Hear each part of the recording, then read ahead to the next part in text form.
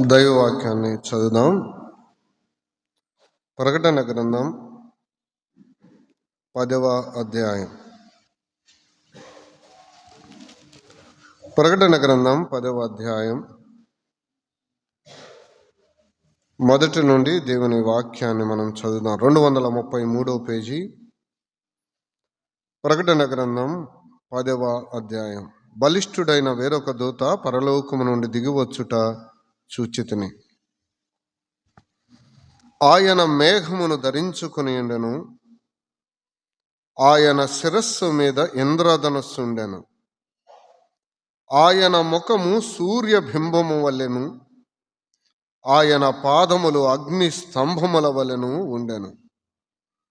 ఆయన చేతిలో విప్పబడి ఉన్న ఒక చిన్న పుస్తకం ఉండెను. ఆయన తన కుడి పాదమును సముద్రము మీదను ఎడమ పాదమును భూమి మీదను మోపి సింహము గర్జించున్నట్లు గొప్ప శబ్దముతో ఆర్భాటించెను. ఆయన ఆర్భాటించినప్పుడు 7 ఉరుములు వాటి వాటి శబ్దములు పలికెను. ఆ 7 ఉరుములు పలికినప్పుడు నేను రాయబోవుచుండగా 7 ఉరుములు పలికిన సంగతులను ముద్రవేయము, వాటిని రాయవద్దని పరలోకము నుండి ఒక స్వరము పలుకుట వింటిని. మరియు సముద్రము మీదను భూమి మీదను నిలిచి ఉండగా నేను చూచిన ఆ దూత తన కుడి చెయ్యి ఆకాశము తట్టు ఎత్తి పరలోకమును అందులో ఉన్న వాటిని, భూమిని అందులో ఉన్న వాటిని, సముద్రమును అందులో ఉన్న వాటిని సృష్టించి యుగయుగములు జీవించు వాని తోడు ఒట్టు పెట్టుకొని ఇక ఆలస్యముండదు గాని 7వ దూత పలుకు దినములలో అతడు బూర ఊదబోవుచుండగా దేవుడు తన దాసులకు ప్రవక్తలకు తెలిపిన సువార్త ప్రకారము దేవుని మర్మము సంపూర్ణమగునని చెప్పాను. అంతటా పరలోకము నుండి నేను వినిన స్వరము మరలా నాతో మాట్లాడుచు, నీవు వెళ్ళి సముద్రము మీదను భూమి మీదను నిలిచి ఉన్న ఆ దూత చేతిలో విప్పబడి ఉన్న ఆ చిన్న పుస్తకమును తీసుకొనుమని చెప్పుట వింటిని. నేను ఆ దూత యొద్దకు వెళ్ళి ఈ చిన్న పుస్తకము నాకిమ్మని అడుగగా ఆయన దానిని తీసుకొని తినివేయము, అది నీ కడుపుకు చేదగును గాని నీ నోటికి తేనె వలె మధురముగా ఉండునని నాతో చెప్పాను. అంతటా నేను ఆ చిన్న పుస్తకమును దూత చేతిలో నుండి తీసుకొని దానిని తినివేసి తిని, అది నా నోటికి తేనె వలె మధురముగా ఉండెను గాని నేను దానిని తినివేసిన తరువాత నా కడుపుకు చేదాయను. అప్పుడు వారు, నీవు ప్రజలను గూర్చియు జనములను గూర్చియు ఆయా భాషలు మాట్లాడురు వారిని గూర్చియు అనేక మంది రాజులను గూర్చియు మరలా ప్రవచింపనగత్యమని నాతో చెప్పిరి. ప్రార్థన చేద్దాం. పరిశుద్ధుడా, మీ దివ్య నామానికి స్తుతులు స్తోత్రములు చెల్లిస్తున్నాం. మరి యొక్క ప్రభుదినం మీ సన్నిధిలో మీ పాదపీఠము దగ్గరకు కూడి రావడానికి మీరు అనుకూలపరిచిన ఈ శ్రేష్టమైన సమయానికై మీకు స్తుతులు స్తోత్రములు చెల్లిస్తున్నాం. దివ్యమైన మీ లేఖన భాగములలో నుండి మాతో మీరు మాట్లాడి మీ నామానికి మహిమ కలిగించుకొనమని యేసుక్రీస్తు ప్రభు దివ్య నామమున వినయులమై ప్రార్థన చేయుచున్నాము తండ్రి. ఆమేన్. చేరువచ్చిన మీ అందరికీ ప్రభు అయిన యేసుక్రీస్తు నామమున వందనాలు. ప్రకటన గ్రంథములో నుండి దేవుని వాక్యాన్ని మనం క్రమంగా ధ్యానం చేస్తూ ఉన్నాం. ఆ క్రమంలో 10వ అధ్యాయం, ఆ 10వ అధ్యాయములో మొదటి నుండి 11 వరకున్న వచ్చిన భాగాలను మనం చదువుకున్నాం. ఉన్న అధ్యాయాలలో ఒక చిన్న అధ్యాయం 10వ అధ్యాయం, 11 వచనాలే ఉన్నాయి. మనం వాటినిలో నుండి కొన్ని విషయాలను అలా జ్ఞాపకం చేసుకుందాం. అలసిన దేహాలు, అందుకనే క్లుప్తంగానే మన వాక్యాన్ని ధ్యానించి మనం ముగించుకొని వెళ్ళిపోదాం. 10వ అధ్యాయములో బలిష్ఠుడైన దూత మనకి కనబడతారు. ఆ బలిష్ఠుడైన దూత ఎవరు అన్నది మనకి విశేషమైన సంగతి. ప్రియులరా, 7 ముద్రలు కలిగిన పుస్తకాన్ని విప్పుతున్నప్పుడు మొదటి 6 ముద్రలు విప్పడం అయిపోయింది. 7వ ముద్ర విప్పాలి. దేవుడు అక్కడ ఒక గ్యాప్, కొంచెం అలా గ్యాప్ ఇచ్చినట్లుగా మనం చూడగలం. అలాగే ఇక్కడ కూడా 6 బూరలు 7వ ముద్ర విప్పడానికి ముందు 7 బూరలు మోగాలి. 6 బూరలు ముగిసిని 7వ బూర ఊదడానికి ముందు ఈ అధ్యాయంలోని సంగతులు రాయబడ్డాయి. ఇవే మనం చదువుతూ ఉన్నాం. ఇక్కడ మనం ఈ అధ్యాయంలో చూస్తే బలిష్ఠుడైన దూత, ఆ దూత ఆకారం ఎలా ఉందో మనం చూడగలం. ఆయన మేఘమును ధరించుకొని ఉండెను. ఆయన మేఘమును ధరించుకొని ఉండెను. అంత మాత్రమే కాదు, ఆయన శిరస్సు మీద ఇంద్రధనుస్సు ఉండెను. అంత మాత్రమే కాదు, ఆయన ముఖము సూర్యబింబము వలెను, ఆయన పాదములు అగ్నిస్తంభము వలెను ఉండెను. ఎలా ఉంది అంటే ప్రభు అయిన యేసుక్రీస్తుని వర్ణిస్తున్నట్టుంది. మొదటి అధ్యాయంలో మనం చూసాం. ఆయన పోలిక మనకి కనబడుతోంది. ఆయన సింహాసనాసీనుడుగా ఉన్నాడు. ఆయనను ఇంద్రధనుస్సు ఆవరించి ఉన్నది అని మనం చదువుకున్నాం గతంలో. ప్రియులారా, అదే మనకి ఇక్కడ కనబడుతుంది. ఆయన మేఘముల మీద రాబోతున్నాడు అని మనం చదువుతున్నాం. ఆయన మేఘము ఆయనను ఆవరించి ఉంది. చూడండి, మేఘము ధరించుకొని ఉండెను అనే మాట మనం చూస్తున్నాం. ఆయన ముఖము సూర్యబింబము వలె ఉంది అనే మాట మనం చూస్తున్నాం. అంత మాత్రమే కాదు, ఆయన చేతిలో విప్పబడిన పుస్తకం, 7 ముద్రలు కలిగిన పుస్తకాన్ని ఎవరు విప్పగలరు అంటే ప్రభు అయిన యేసుక్రీస్తు వారు. ఇక్కడ ఈ పుస్తకం, విప్పబడిన పుస్తకం ఎవరి చేతిలో ఉంది అంటే ఆ దూత చేతిలో ఉంది. ఎలా కనబడుతున్నారు అంటే ఈయన యేసుక్రీస్తు ప్రభులా కనబడుతున్నారు. చాలా వాదాలు ఉన్నాయి. ఆయన యేసుక్రీస్తు కాదు అని చెప్పేవారు ఉన్నారు, ఆయన యేసుక్రీస్తు అని చెప్పేవారు కూడా ఉన్నారు. ఆ వాదాలన్నీ మనకు అవసరం లేదు. ఆ వివాదాల జోలికి మనం వెళ్ళవలసిన అవసరం లేదులే. కానీ చూస్తే ప్రభు అయిన యేసుక్రీస్తు వారిలా ఆయన కనపడుతున్న మాట వాస్తవం ప్రియులారా. అందుకనే మెజారిటీ పీపుల్, ఎక్కువ మంది ఏమని నమ్ముతున్నారంటే ఈ బలిష్ఠుడైన దూత ప్రభు అయిన యేసుక్రీస్తు వారిని చూపిస్తున్నారని నమ్ముతూ ఉన్నారు. మనం కూడా అలా అనుకుందాం, ముందుకు దాటి వెళ్దాం. రండి, కొన్ని విషయాలు అక్కడ మనం ధ్యానం చేయడానికి ప్రయత్నం చేద్దాం. 2వ వచనం,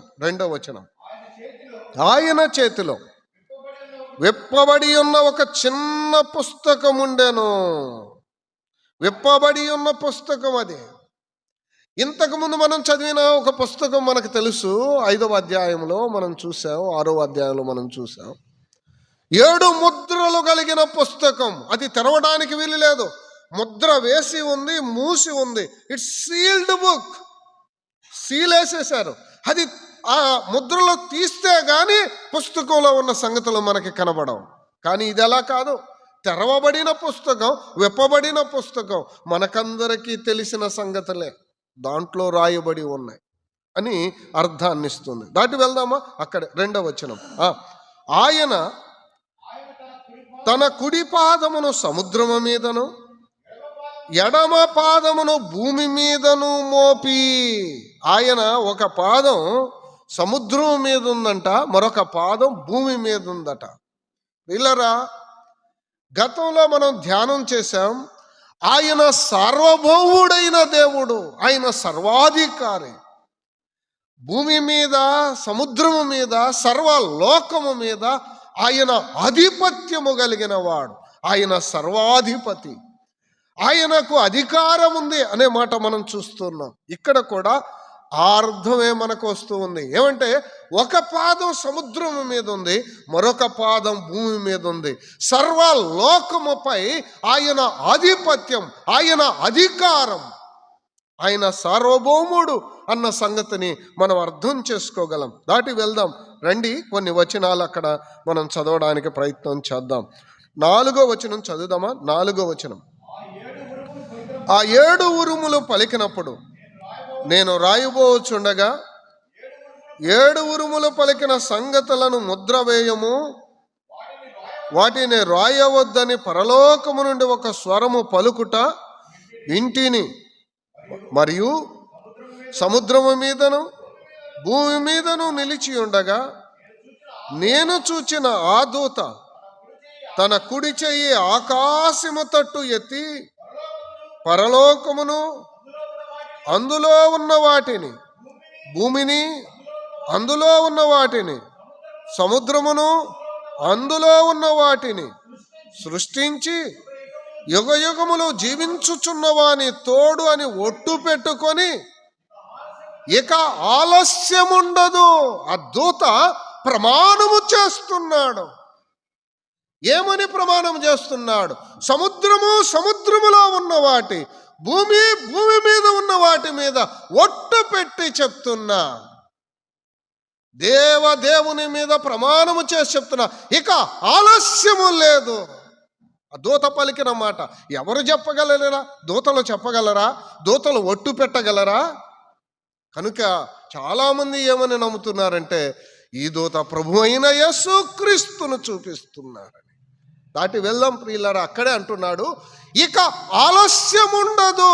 మొట్టమొదట పలికిన మాట ఏం ఆలస్యం ఉండదు?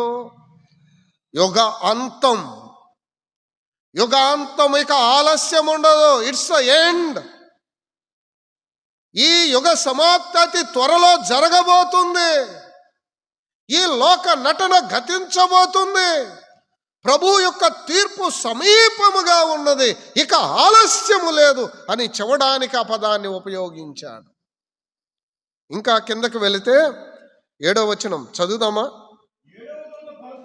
7వ దూత పలుకు దినములలో అతడు బోర ఓదబోవచ్చుండగా దేవుడు తన దాసులకు ప్రవక్తలకు తెలిపిన సువార్త ప్రకారము దేవుని మర్మము సమాప్తమగును. ఇక ఆలస్యం ఉండదు. మొదటి మాట.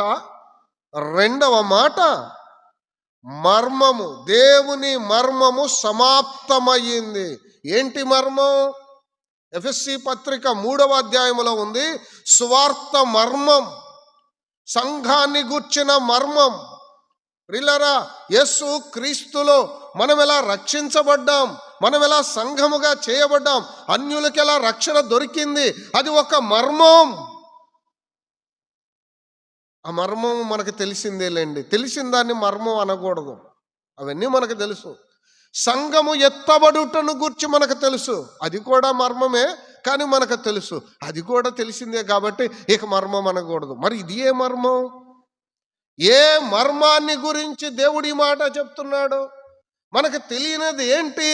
దేని గురించి ప్రభు మాట్లాడుతున్నాడు? ఆ మర్మం ఏది బయలుపరచబోతున్నాడు? అది మనం తెలుసుకోవాలి. తెస్సలోనికైలకు రాసిన 2వ పత్రిక 2వ అధ్యాయం. తెస్సలోనికైలకు రాసిన 2వ పత్రిక 2వ అధ్యాయం మొదటి నుండి చదువుదాం రండి. 2వ అధ్యాయం మొదటి వచనం, 188వ పేజీ. తెస్సలోనికైలకు రాసిన 2వ పత్రిక 2వ అధ్యాయం మొదటి వచనం. సహోదరులారా, ప్రభు దినము ఇప్పుడే వచ్చి ఉన్నట్టుగా ఆత్మ వలనైనా మాట వలనైనా మా యొద్ద నుండి వచ్చినదని చెప్పిన పత్రిక వలనైనను ఎవడైనా చెప్పిన ఎడల మీరు త్వరపడి చంచల మనస్కులు కాకుండా వలనని, బెదరకుండా వలనని, మన ప్రభు అయిన యేసుక్రీస్తు రాకడను బట్టి మనము ఆయన యొద్ద కూడుకొనుటను బట్టి మిమ్మను వేడుకొనుచున్నాను. మొదట భ్రష్టత్వము సంభవించి నాశన పాత్రుడగు పాప పురుషుడు బయలుపడితేనే గాని ఆ దినము రాదు. ఇదే మర్మం, ఇదే మర్మం. నాశన పుత్రుడు బయటపడాలి, ధర్మ విరోధి బయటపడాలి, క్రీస్తు విరోధి బయటకు రావాలి. ఇదే మర్మం. ఆ మర్మము సమాప్తి అగుతుంది. ఆ మర్మం వెలుగులోనికి వస్తుందంటే ధర్మ విరోధి బయలుపరచబడతాడు, క్రీస్తు విరోధి బయలుపరచబడతాడు. సర్వలోకం, మరి ముఖ్యంగా ఇశ్రాయేళ్ల జనాంగం, దేవుని ప్రజలు ఆ ధర్మ విరోధిని చూస్తారు. అదే మర్మం ప్రియులారా. ఇక ఆలస్యం ఉండదు, మర్మం బయలుపరచబడబోతుంది. ఈ 7వ బూర ఊదేదానికి ముందు, ఈ యుగ సమాప్తికి ముందు జరగవలసినది ఏంది అంటే క్రీస్తు విరోధి బయటకు రావాలి, ధర్మ విరోధి బయలుపరచబడాలి. ఆయన దేవాలయములో నేను దేవుడును అని సింహాసనం మీద కూర్చుంటాడు. సర్వలోకం, మరి ముఖ్యంగా దేవుని ప్రజలు ఇశ్రాయేలీలు ఆ ధర్మ విరోధిని గుర్తిస్తారు. అప్పుడు క్రీస్తు బయలుపరచబడతాడు, యుగ సమాప్తి జరుగుతుంది. ఆయన ఈ లోకానికి వస్తాడు, అపవాదిని వాని సంబంధులను బంధించి చీకటికి గడాంధకారానికి అప్పగిస్తాడు. ఆ తర్వాత ఈ భూమిపై 1000 ఏండ్ల పరిపాలన జరుగుతుంది. ఇది క్రమం ప్రియులారా. అందుకే ఆ మర్మము బయలుపరచబడింది అనే సంగతులను ప్రభు మాట్లాడుతున్నాడు. అక్కడే చదువుదామా? 3వ వచనం. మొదట భ్రష్టత్వం సంభవించి నాశన పాత్రుడగు పాప పురుషుడు బయలుపడితేనే గాని ఆ దినము రాదు. ఏ దినం? యుగ సమాప్తి, ప్రభు రాకడ. ప్రభు రాకడలో 2 అంచెలు. ఆయన మధ్యాకాశానికి వచ్చి సంఘాన్ని పిలుచుట, సంఘాన్ని ఎత్తుకొని వెళ్ళుట, ఆయన బూర ఊదగానే సంఘము ఎత్తబడుట, అది మొదటి భాగం. ఆ తర్వాత 7 ఏండ్ల శ్రమల కాలం. 7 ఏండ్ల శ్రమల కాలంలో 3.5 సంవత్సరాల శ్రమలు, 3.5 సంవత్సరాల మహాశ్రమలు, ద గ్రేట్ ట్రిబులేషన్.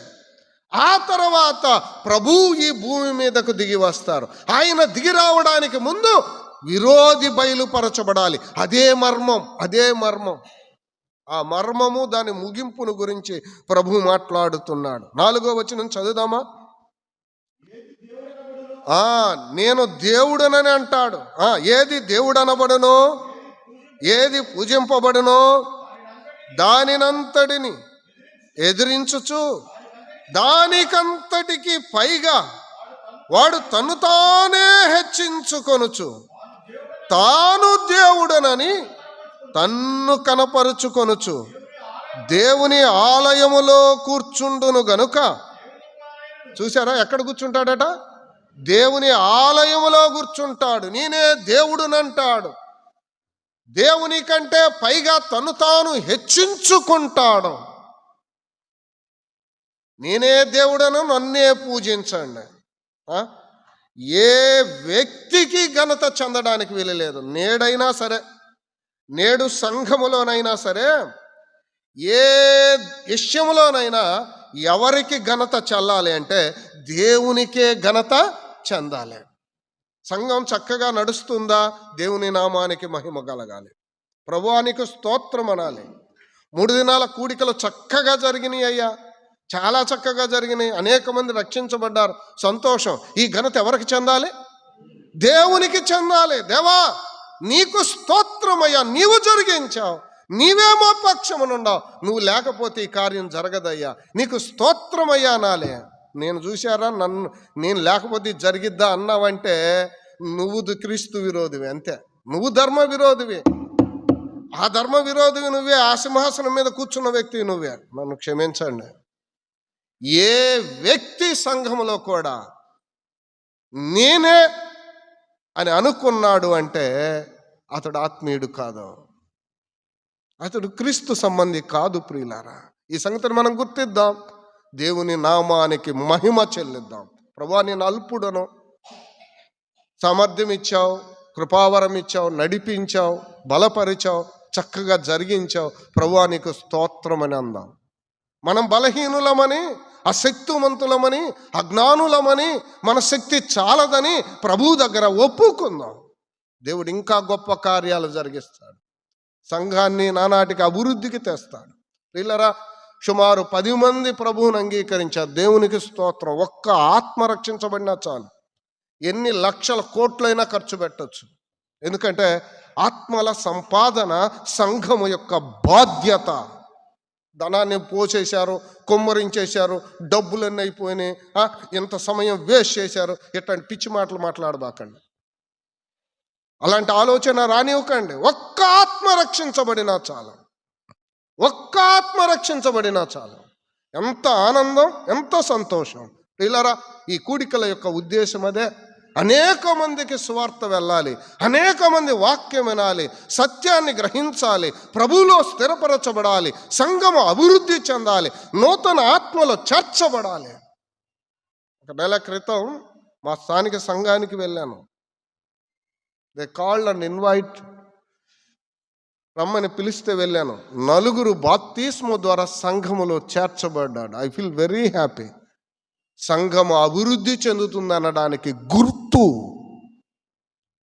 ఆత్మలో రక్షించబడి బాప్తిస్మం ద్వారా సంఘములో చేర్చబడుతుంటే సంఘము విస్తరిస్తుంది, సంఘము అభివృద్ధి చెందుతుంది, సంఘం విశాలపరచబడుతుంది అనడానికి గుర్తు. ప్రియులారా, అది జరగాలి సంఘంలో. అప్పుడు దేవుని నామానికి మహిమ కలుగుతుంది. ఇక్కడ తన్ను పూజించండి, తన్ను దేవునిగా చేయండి, నన్ను హెచ్చించండి అన్నట్లుగా క్రీస్తు విరోధి, ధర్మ విరోధి కనబడుతున్నాడు. ఆ మర్మము వెలుగులోనికి వస్తుందని ప్రభు మాట్లాడుతున్నారు. నేను ముగిస్తాను, వెళ్దాం రండి. ప్రకటన గ్రంథం 10వ అధ్యాయం. ప్రకటన గ్రంథం 10వ అధ్యాయం 7వ వచనం. 7వ దూత పలుకు దినములలో బోర ఓదబోవుచుండగా దేవుడు తన దాసులకును ప్రవక్తలకు తెలిపిన స్వార్థ ప్రకారము దేవుని మర్మము సమాప్తమగునని చెప్పాను. క్రీస్తు విరోధి బయలుపరచడం అయిపోయింది. అప్పుడే బయలుపరచబడతాడు. ఆ తర్వాతే 7వ బూర ఊదితే ఇక ప్రభువు ఇక రాకడ సమీపమని. చివరి అంచుకు మనం వచ్చేసాం. అమ్మ వినండి, శ్రమల కాలం ఒక్కొక్కటి జరుగుతూ శ్రమలు పెరుగుతూ ఎక్కడికి వచ్చామంటే చివరికి ముగింపుకి వచ్చాం. It's end. చాలా ముగింపుకు మనం వచ్చేసాం. చివరిలో జరగనై ఉన్న సంగతులను గురించి ప్రభువు మాట్లాడుతున్నారు. దాటి వెళ్దాం రండి. అప్పుడు ఆ దూత ఏం జరిగిందో మనం చూద్దాం. 8వ వచనం. అంతటా పరలోకము నుండి నేను వినిన స్వరము మరలా నాతో మాట్లాడుచు, నీవు వెళ్ళి సముద్రము మీదను భూమి మీదను నిలిచి ఉన్న ఆ దూత చేతిలో విప్పబడి ఉన్న ఆ చిన్న పుస్తకమును తీసుకొనమని చెప్పుట వింటిని. ఆ పుస్తకాన్ని తీసుకొని ఆ పుస్తకాన్ని తినమన్నారు. 9వ వచనం. నేను ఆ దూత యొద్దకు వెళ్ళి ఆ చిన్న పుస్తకం నాకు ఇమ్మని అడగగా ఆయన దాన్ని తీసుకొని తినివేయము. పుస్తకాన్ని తీసుకొని తినివేయాలి. పుస్తకాన్ని తినడం అంటే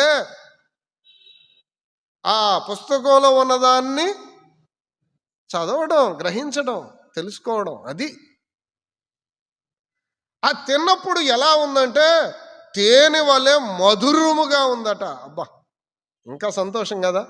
మనకు బాగా నచ్చితే ఒక్కోసారి శరీరం వద్దు అంటావు. మనం చెప్తా, డాక్టర్ తినొద్దయ్యా నువ్వు అంటాడు.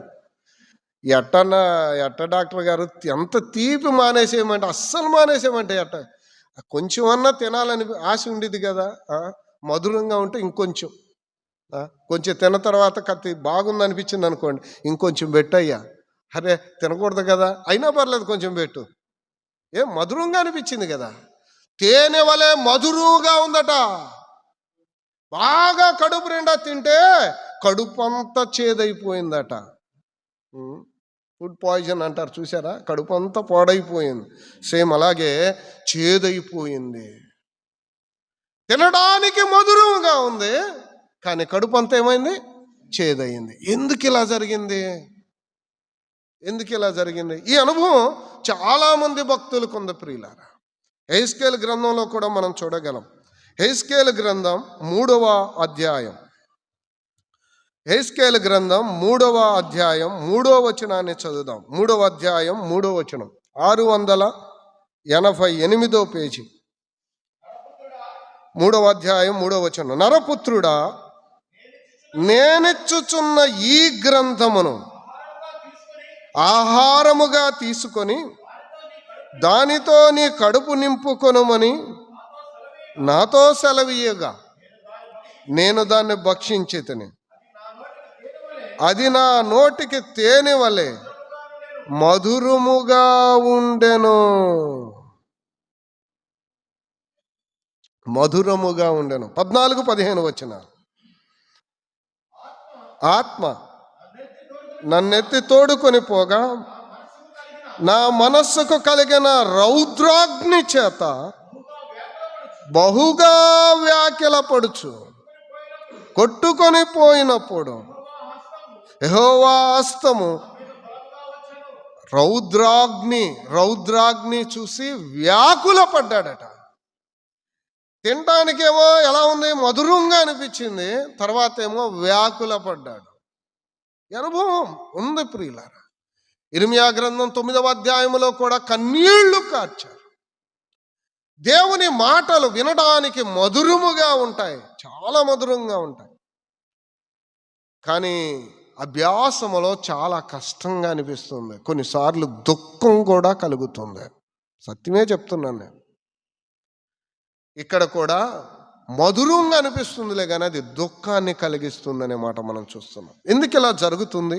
దానియేలు గ్రంథం 12వ అధ్యాయం, దానియేలు గ్రంథం 12వ అధ్యాయం మొదటి నుండి చదువుదాం. దానియేలు గ్రంథం 12వ అధ్యాయం 744 పేజీ. 744 పేజీ. దానియేలు గ్రంథం 12వ అధ్యాయం మొదటి వచనం. ఆ కాలమందు నీ జనుల పక్షమున నిలుచునట్టి మహా అధిపతియగు మిఖాయేలు వచ్చును. అప్పుడు నీ జనులు రాజ్యముగా కూడిన కాలము మొదలుకొని ఈ కాలం వరకు ఎన్నటికి నీ కలగనంత ఆపద కలుగును. ఎప్పటికీ కలగనంత ఆపద, ఇంతవరకు కలగని ఆపద వారి మీదకి రాబోతూ ఉందని ప్రభు మాట్లాడుతున్నాడు. ఆపద కలుగును. అయితే ఈ నీ జనులలో గ్రంథమునందు దాఖలైన వారెవరో విమోచన గురించి ప్రభు మాట్లాడుతున్నారు. అంటే ఈ అధ్యాయాన్ని మీరు చదువుతున్నప్పుడు ఇశ్రాయేలీల యొక్క విమోచన, ఇశ్రాయేలీల యొక్క విడుదల, ఇశ్రాయేలీలకు కలగబోతున్న రక్షణను గూర్చి ప్రభు మాట్లాడుతున్నాడు. విమోచన, రక్షణ, విడుదల అంటే ఎంతో ఆనందం, సంతోషం కదా. దానికంటే ముందు ఏమున్నాయంటే శ్రమలు ఉన్నాయి. కఠినమైన శ్రమల గుండా వారు వెళ్ళబోతున్నారు. దానికంటే ముందు వారికి కలగబోతున్న శ్రమ, బాధ, ఇబ్బందులు చూస్తున్నప్పుడు కడుపు చేదైపోతుంది.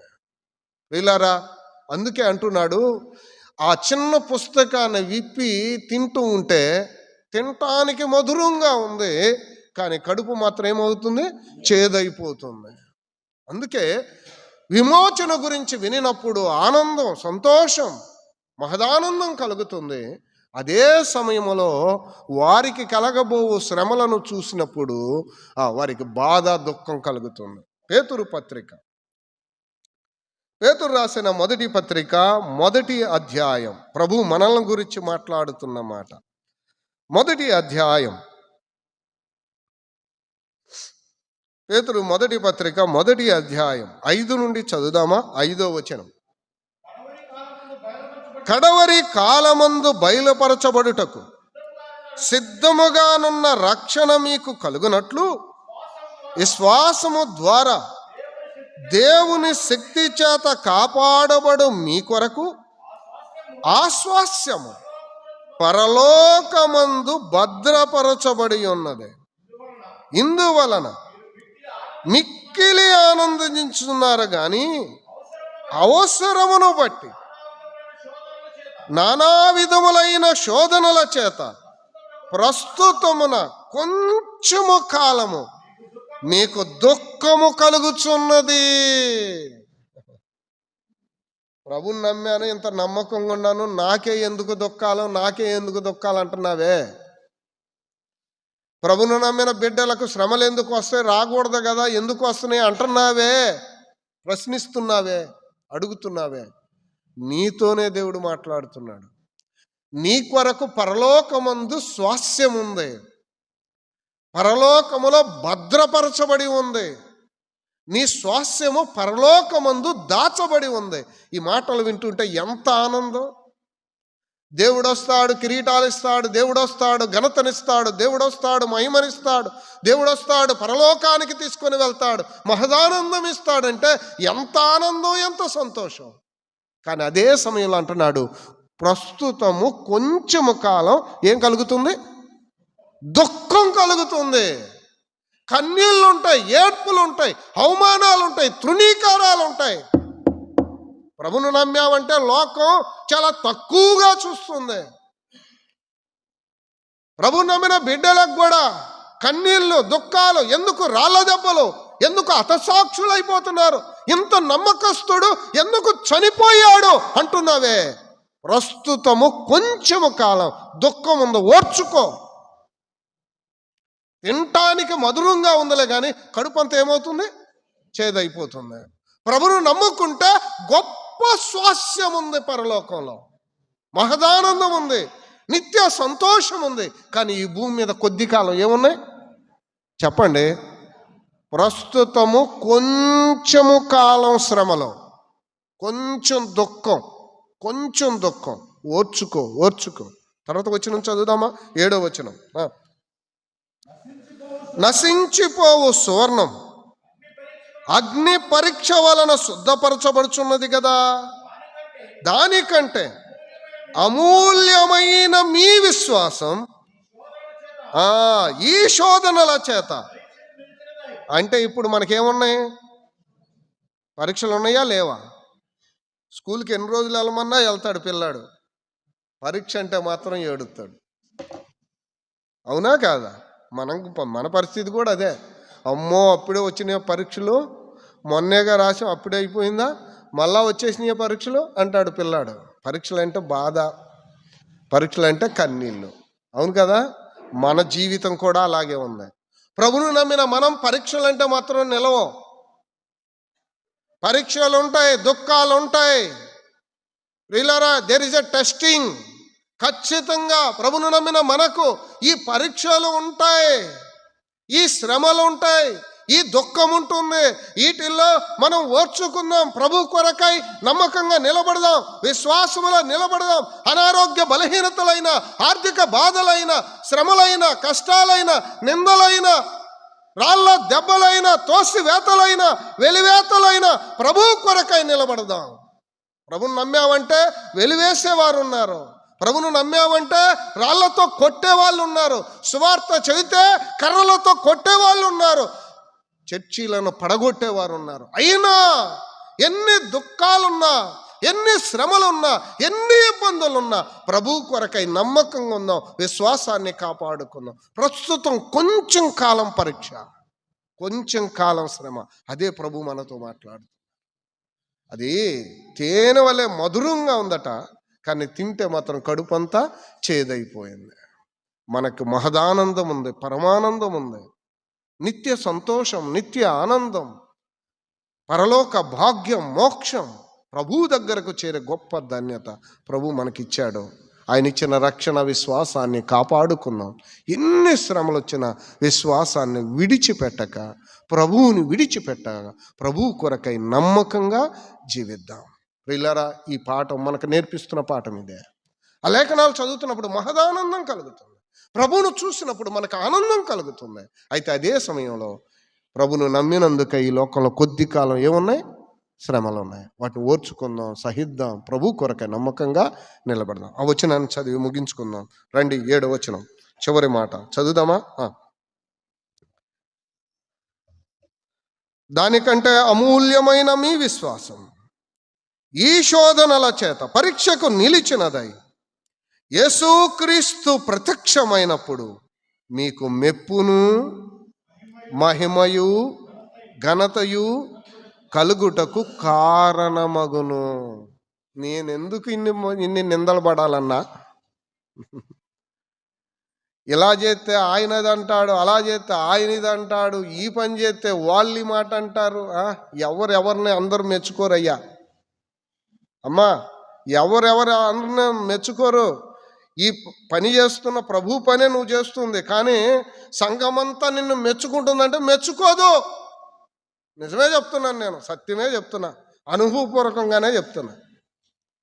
వాక్యాన్ని ప్రకటిస్తే విమర్శించే వాళ్ళు ఉన్నారు, పాట పాడితే విమర్శించే వాళ్ళు ఉన్నారు, నడిపిస్తే పేర్లు పెట్టే వాళ్ళు ఉన్నారు, పుల్లలు పెట్టే వాళ్ళు ఉన్నారు.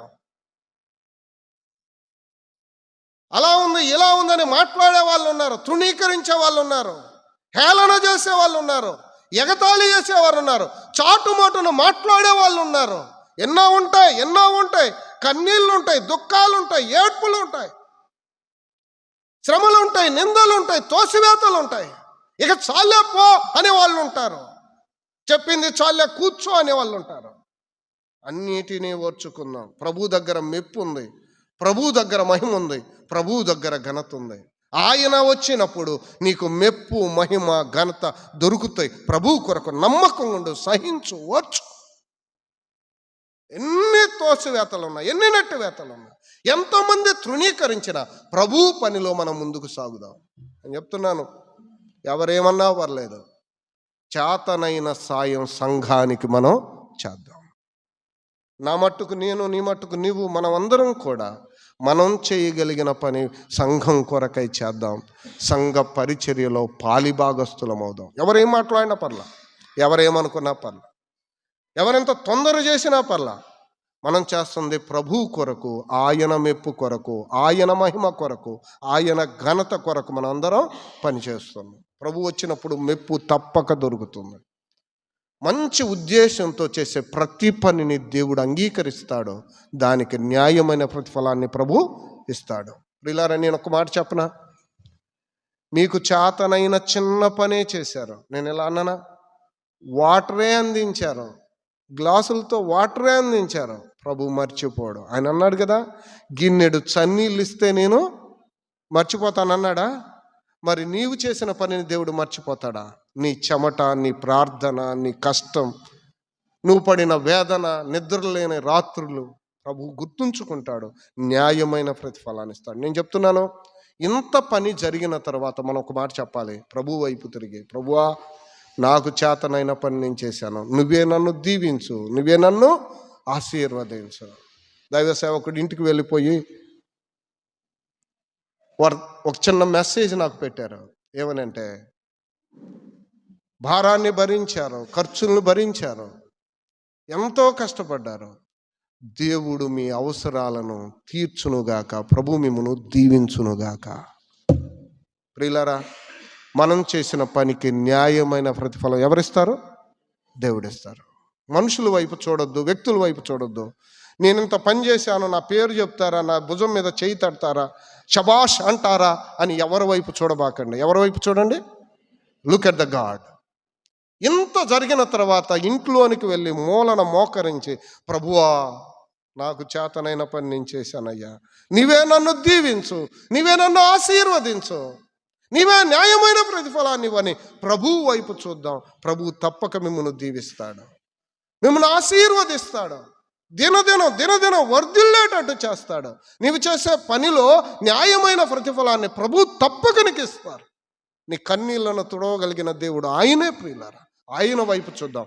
ఎన్ని శ్రమలైనా, ఎన్ని ఇబ్బందులైనా ప్రభు కొరకు నమ్మకంగా ఉందాం. అంత మాత్రమే కాదు, నేను ఈ మాట చెప్తున్నాను, ఎహెజ్కేలు అనుభవం, ఇర్మియా అనుభవం, యోహాను అనుభవం ప్రకారం ఈ గ్రంథాన్ని మనం చదువుదాం. ఈ గ్రంథాన్ని తీసుకో, తిను అన్నాడు. గ్రంథం తింటవేంది? గ్రంథములో ఉన్న మాటలను మనం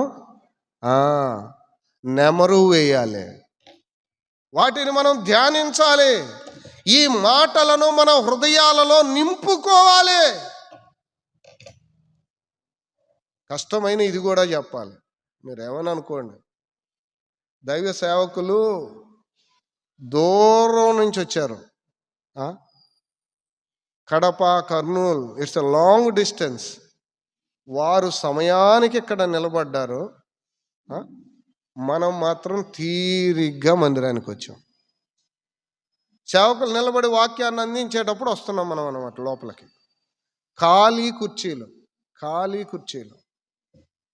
టూ సాడ్. ఈ మాట చెప్పక తప్పదు. మరి ఇలాంటి కూడికలు ఏర్పాటు చేసుకున్నప్పుడు మనం ముందు ఉండాలి. మన పనులు ముందు ముగించుకొని సమయానికి మనం రావాలి. లేదన్నా నేను పనుల్లో ఉన్నాను, వీలు చేసుకోవాలి, పనులు ముగించుకోవాలి, త్వరపడి ముగించుకోవాలి, వాక్య సమయానికి వచ్చి కూర్చోవాలి. ఇది మనం చేయవలసిన బాధ్యత. ఈ ఒక్క లోపాన్ని మనం దిద్దుకోవాలి. ఈ ఒక్కటే నేను చెప్తున్నాను.